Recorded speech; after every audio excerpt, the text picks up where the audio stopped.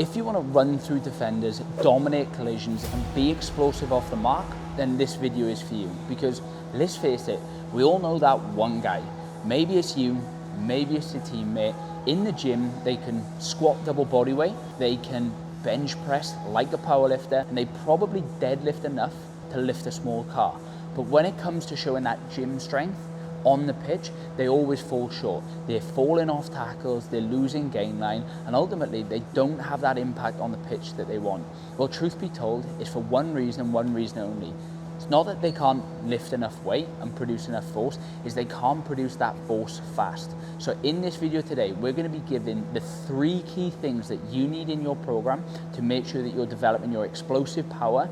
And the second and third point are where most of you fuck it up. Now, why is explosive power so important for rugby players? Well, the research shows that most meaningful actions in team sport happen at less than 250 milliseconds, which means you need to be able to produce force fast, and we actually call this rate of force development. To be able to improve this quality so you can come out on top and produce force faster than your opponents, we're going to need to focus on 3 key areas. And you're probably doing 1, maybe 2, but if you're missing out on not having these 3 in your training, you're going to struggle to become a complete athlete and express power across the board. And to understand what they are, we're going to have to do a force velocity curve. Now, the force velocity curve actually highlights the inverse relationship between velocity and force. And I actually don't like the word force. I've gone against that narrative because the amount of force that you actually experience sprinting can be up to 8 times your body weight per step. So what I like to represent this as is a load. And basically what it means is the heavier you load something,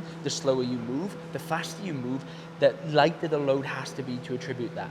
And each of these curves represent a specific point, and you need to target all 3 areas if you want to have complete development. And those areas are maximal strength, power, and velocity. And these are the 3 key aspects that make up a complete power development program. Now, the first place I see people jump to is this zone, the power zone. The reason why it's called the power zone is that at loads between 30 to 80%, it has been shown that that is where peak power output is produced. And this is where people will use things like trap bar jumps and Olympic lifts. So now that you understand the force velocity curve, we're going to move on to step 1 of building a complete power program. And this is where most people start to opt for first because of that power zone. Like I said, it's got that word associated with it, so people throw all their eggs in that basket, and that power zone is just going to be satisfied as lifting moderately heavy weights really fast. And the alternatives that people will vouch for are normally trap bar jumps. They look at this exercise as something that can be loaded easily between that, and then they can pick how they're going to perform the exercise, whether they do a trap bar high pull or a trap bar jump. Now, don't get me wrong, it's a good start if you want to include some power, but in my opinion, there is a better alternative, and it's what we use with our athletes at the Strength Solution, and that comes down to your technical coordination lifts, which are going to be your Olympic lifting variations. I find these very, very good for improving power because not only do they look at the concentric, which is what you're going to get on the trap bar jump, that rapid triple extension and producing force. You see, using things like snatches and cleans have a lot of hidden benefits that are super valuable for contact athletes, like creating propulsion onto an external body of mass to then have that get redirected onto you within milliseconds, and you have to absorb that force, is something that is super valuable for contact athletes. The second thing, being able to drop your center of mass to gain better leverage against an external body of mass is something that is super valuable to rugby. Getting in and out of end ranges of multiple joints, like the shoulders, like the hips, like the knees, is something that's super valuable to contact athletes. And not only that, the variations that we can use in these exercises allow us to express our power in different ways to develop certain qualities. Things like a hang clean, where we're going to come from an eccentric to a concentric, are going to help us utilize how well we can actually transition forces eccentrically to concentrically, which is valuable to contact athletes.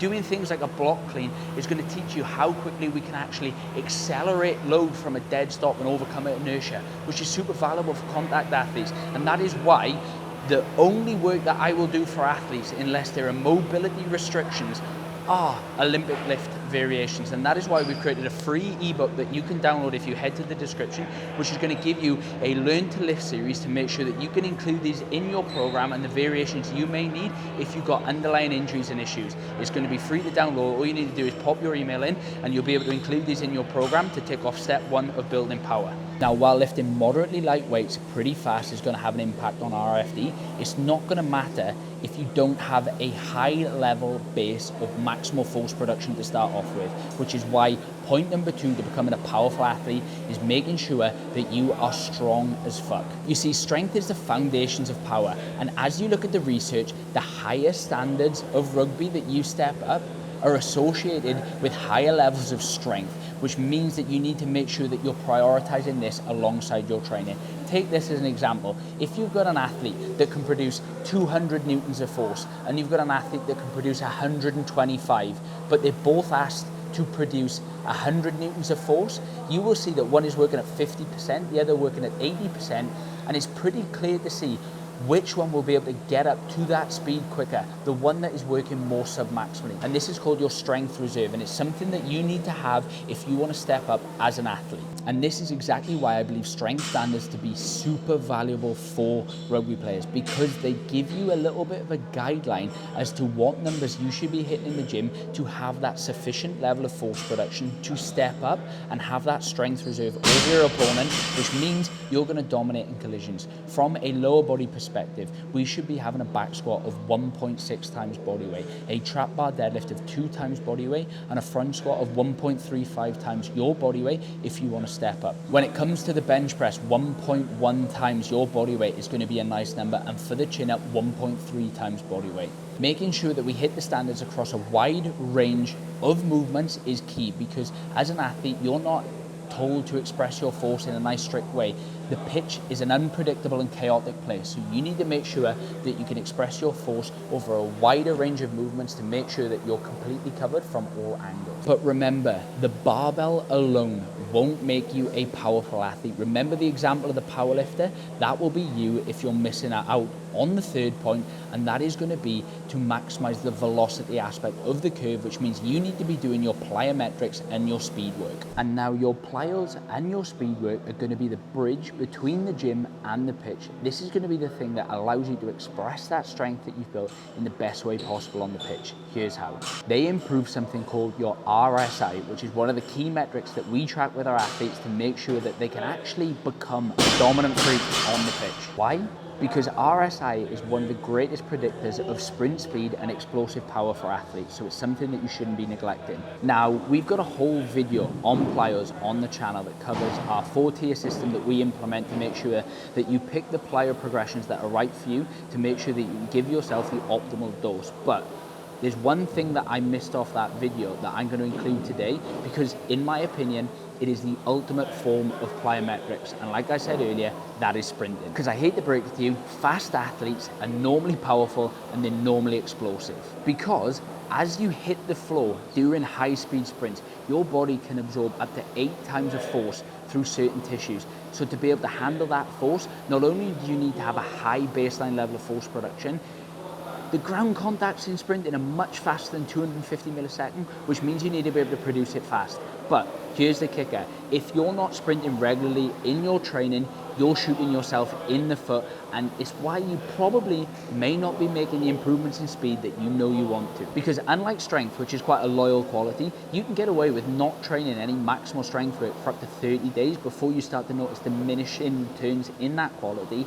Speed training is much shorter. You need to be hitting this every 5 to 8 days if you want to make sure that you can successively build good training sessions that are going to move you closer to becoming faster and more explosive. Which means you need to be sprinting year-round and including these 3 forms of sprinting in your training. You need to be doing some form of acceleration-based work, which is going to be anywhere from 0 to 20 meters. You want to make sure that you're hitting sufficient volumes of this, of 120 to 240 meters per speed session, if you want to really develop that quality. Now, you also want to be including some form of max velocity work. Now, this is going to be things like your fly-in sprints, where you're going to build up slowly and then you're going to hit a fly zone. And through that fly zone, you want to hit top speed. You want to make sure that you can maintain that for as long as possible. Anywhere from 5 to 30 meters is a good guideline to make sure that you can design an effective max velocity session. Now, with both of those qualities, you want to be looked to rest in 60 seconds per 10 meters. Remember, this is max speed work. This isn't conditioning,